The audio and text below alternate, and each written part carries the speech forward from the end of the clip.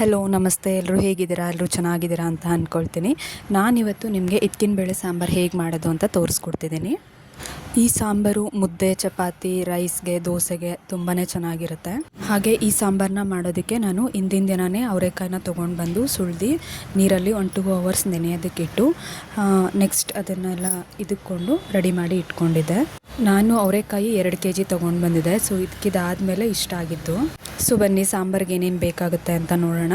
ನಾನು 2 ಈರುಳ್ಳಿನ ಹಚ್ಚಿ ಇಟ್ಕೊಂಡಿದ್ದೀನಿ, ಮತ್ತು ಒಂದು ಸ್ವಲ್ಪ ಬೆಳ್ಳುಳ್ಳಿ, ಒಂದು ಸ್ವಲ್ಪ ಶುಂಠಿ, ಮತ್ತು ಸಣ್ಣದು ಒಂದು 2 ಟೊಮೊಟೊ ತೊಗೊಂಡಿದ್ದೀನಿ, ಮತ್ತು ಒಂದು 3 ಹಸಿಮೆಣ್ಸಿನ್ಕಾಯಿ ತೊಗೊಂಡಿದ್ದೀನಿ. ಹಾಗೆ ಒಂದು ಸ್ವಲ್ಪ ಒಣಮೆಣ್ಸಿನ್ಕಾಯಿನೂ ತೊಗೊಂಡಿದ್ದೀನಿ, ರುಚಿ ತುಂಬಾ ಚೆನ್ನಾಗಿರುತ್ತೆ ಅದಕ್ಕೆ. ಮತ್ತು ಸ್ವಲ್ಪ ಕೊತ್ತಂಬರಿ ಸೊಪ್ಪನ್ನ ತೊಗೊಂಡಿದ್ದೀನಿ. ಹಾಗೆ ಒಂದು ಚಿಪ್ಪು ತೆಂಗಿನಕಾಯಿನ ತೊಗೊಂಡಿದ್ದೀನಿ. ಸ್ಪೈಸಸ್ ಬಂದು ಸ್ವಲ್ಪ ಚಕ್ಕೆ, ಸ್ವಲ್ಪ ಲವಂಗ, 1 ಸ್ಪೂನ್ ಸೋಂಪು, 1 ಸ್ಪೂನ್ ಜೀರಿಗೆ, ಹಾಗೆ ಒಂದು 2 ಸ್ಪೂನು ಗಸಗಸೆ ತೊಗೊಂಡಿದ್ದೀನಿ, ಮತ್ತು ಸ್ವಲ್ಪ ಹುರಿಗಡಲೆ ತೊಗೊಂಡಿದ್ದೀನಿ. ಮಸಾಲೆಗೆ ರೆಡಿ ಮಾಡ್ಕೊಳ್ಳೋಣ. ಸ್ಟವ್ ಮೇಲೆ ಒಂದು ಬಾಣಲಿ ಇಟ್ಕೊಂಡು ಒಂದು 2 ಸ್ಪೂನ್ ಎಣ್ಣೆ ಹಾಕ್ಕೊಂಡಿದ್ದೀನಿ. ಎಣ್ಣೆ ಬಿಸಿ ಆದಮೇಲೆ ನಾನು ಈರುಳ್ಳಿನ ಹಾಕ್ಕೊಂಡು ಫ್ರೈ ಮಾಡ್ಕೊಳ್ತಾ ಇದ್ದೀನಿ. ಸೊ ಈರುಳ್ಳಿ ಒಂದು ಸ್ವಲ್ಪ ಬ್ರೌನಿಷ್ ಕಲರ್ ಬಂದಾದಮೇಲೆ ನಾನು ಸ್ಪೈಸಸ್ನ ಆ್ಯಡ್ ಮಾಡ್ಕೊಳ್ತಾ ಇದ್ದೀನಿ. ಸೊ ಈ ಸ್ಪೈಸಸ್ನೆಲ್ಲ ಒಂದು ಸ್ವಲ್ಪ ಫ್ರೈ ಮಾಡಿಕೊಂಡು ಮತ್ತು ಹಸಿಮೆಣ್ಸಿನ್ಕಾಯಿ, ಒಣಮೆಣ್ಸಿನ್ಕಾಯಿ ಇತ್ತಲ್ವ ಅದನ್ನು ಆ್ಯಡ್ ಮಾಡ್ಕೊಳ್ತಾ ಇದ್ದೀನಿ. ಸೊ ಇದು ಫ್ರೈ ಮಾಡಿಕೊಂಡು ಮತ್ತು ಇದ್ರ ಜೊತೆಗೆ ನಾನು ಬೆಳ್ಳುಳ್ಳಿನ ಆ್ಯಡ್ ಮಾಡ್ಕೊಳ್ತಾ ಇದ್ದೀನಿ. ಬೆಳ್ಳುಳ್ಳಿ ಸ್ವಲ್ಪ ಫ್ರೈ ಆದಮೇಲೆ ಇದ್ರ ಜೊತೆಗೆ ನಾನು ಶುಂಠಿನ ಆ್ಯಡ್ ಮಾಡ್ಕೊಳ್ತಾ ಇದ್ದೀನಿ. ಇದನ್ನೆಲ್ಲ ಫ್ರೈ ಮಾಡ್ಕೊಂಡಾದಮೇಲೆ ಲಾಸ್ಟ್ಗೆ ನಾನು ಟೊಮೆಟೊನ ಹಾಕ್ಕೊಳ್ತಾ ಇದ್ದೀನಿ.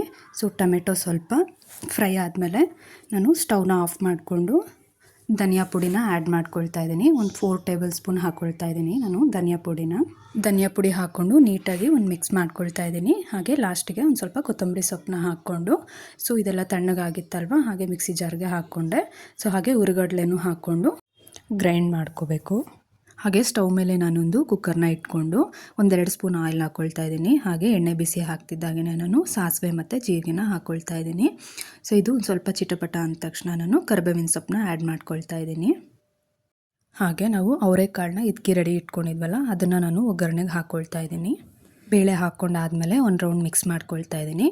ಹಾಗೆ ಇದಕ್ಕೊಂದು ಸ್ವಲ್ಪ ಅರಿಶಿನ ಪುಡಿನ ಹಾಕ್ಕೊಳ್ತಾ ಇದ್ದೀನಿ. ಅರಿಶಿನ ಪುಡಿ ಹಾಕ್ಕೊಂಡು ಒಂದು ಸ್ವಲ್ಪ ಹಸಿ ವಾಸನೆ ಹೋಗೋವರೆಗೂ ಫ್ರೈ ಮಾಡ್ಕೋಬೇಕು. ನಾನೀಗ ರುಬ್ಬಿರೋಂಥ ಮಸಾಲೆನ ಆ್ಯಡ್ ಮಾಡಿಕೊಂಡು ಒಂದು ರೌಂಡ್ ಮಿಕ್ಸ್ ಮಾಡ್ಕೊಳ್ತಾ ಇದ್ದೀನಿ. ಇದು ಒಂದು ಕುದಿ ಬಂದಮೇಲೆ ನಾನು ಸ್ವಲ್ಪ ನೀರನ್ನು ಆ್ಯಡ್ ಮಾಡ್ಕೊಳ್ತಾ ಇದ್ದೀನಿ. ಇಷ್ಟು ನೀರು ಸಾಕಾಗೋದಿಲ್ಲ, ಸೊ ಅದಕ್ಕೆ ನಾನು ಇನ್ನೊಂದು ಸ್ವಲ್ಪ ನೀರನ್ನ ಆ್ಯಡ್ ಮಾಡ್ಕೊಳ್ತಾ ಇದ್ದೀನಿ. ಇದು ಸಾಂಬಾರೆಲ್ಲ ರೆಡಿ ಆದಮೇಲೆ ಸ್ವಲ್ಪ ಮಂದ ಬರುತ್ತೆ ಸಾಂಬಾರು. ಸೊ ಇದಕ್ಕೆ ಇಷ್ಟು ನೀರು ಸಾಕಾಗುತ್ತೆ. ನಾನೀಗ ಇದಕ್ಕೆ ರುಚಿಗೆ ತಕ್ಕಷ್ಟು ಉಪ್ಪನ್ನು ಆ್ಯಡ್ ಮಾಡ್ಕೊಳ್ತಾ ಇದ್ದೀನಿ. ಉಪ್ಪು ಹಾಕಿದ್ಮೇಲೆ ನಾನೊಂದು ರೌಂಡ್ ಮಿಕ್ಸ್ ಮಾಡಿಕೊಂಡು ಲಿಡ್ನ ಕ್ಲೋಸ್ ಮಾಡ್ತಾ ಇದ್ದೀನಿ. ನಾನು 1 ವಿಷಲ್ ಕೂಗಿಸ್ಕೊಂಡೆ. ಸೊ 1 ವಿಷಲ್ ಕೂಗಿಸ್ಕೊಂಡ್ರೆ ಸಾಕಾಗುತ್ತೆ, ಆರಾಮಾಗಿ ಬೇಳೆ ಎಲ್ಲ ನೀಟಾಗಿ ಬೆಂದ್ಕೊಂಡಿರುತ್ತೆ. ಲಿಡ್ ಓಪನ್ ಆದಮೇಲೆ ನೀವು ನೋಡ್ತಿರ್ಬೋದು ಸಾಂಬಾರು ತುಂಬ ಚೆನ್ನಾಗಿ ಬಂದಿದೆ.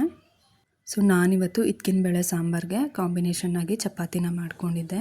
ಸೊ ಫ್ರೆಂಡ್ಸ್, ನಿಮ್ಗೇನಾದರೂ ಈ ವಿಡಿಯೋ ಇಷ್ಟ ಆಗಿದರೆ ಪ್ಲೀಸ್ ಲೈಕ್ ಮಾಡಿ, ಶೇರ್ ಮಾಡಿ, ಕಮೆಂಟ್ ಮಾಡಿ, ಹಾಗೆ ಸಬ್ಸ್ಕ್ರೈಬ್ ಮಾಡ್ಕೊಳ್ಳೋದನ್ನ ಮಾತ್ರ ಮರಿಬೇಡಿ. Thank you.